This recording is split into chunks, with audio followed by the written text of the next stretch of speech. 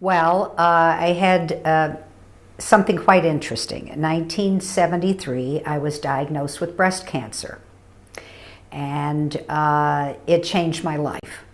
And I really became obsessed with the idea of finding a way to be remembered.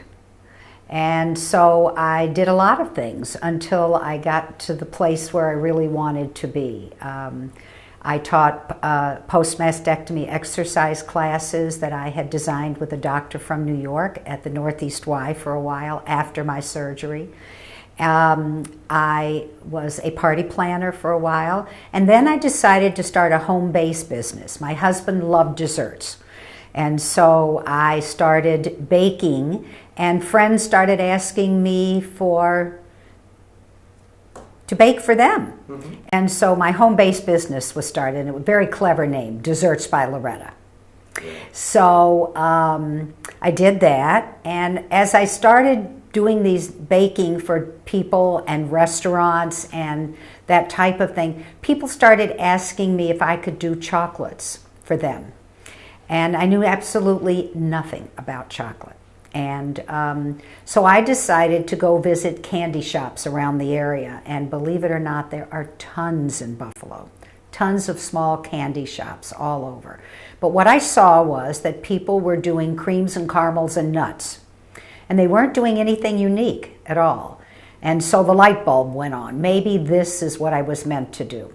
And I found the name of a mold maker right here in Buffalo. And I went to see him, and I asked him if he could do anything in dimension, which he had not done before. And I asked him if he could make me a three-dimensional rose.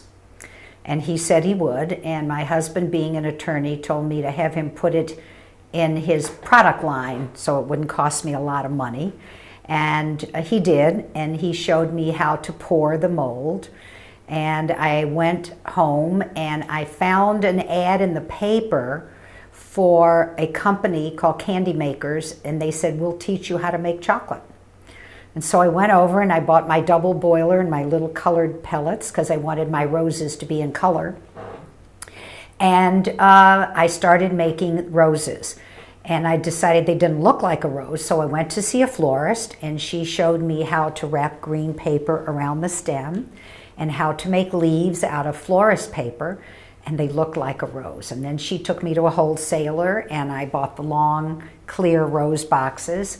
And in the evening, when my husband and my 3 children would be home, I'd line them up in the family room, and we'd have an assembly line. I'd pour the roses during the day, and they'd wrap them and get them ready and put them in the box. And then it was up to me to sell them. And so I would go out during the day, and I would go to beauty shops and gift shops, anybody who would talk to me, basically, and try to sell my roses. And that's how it started.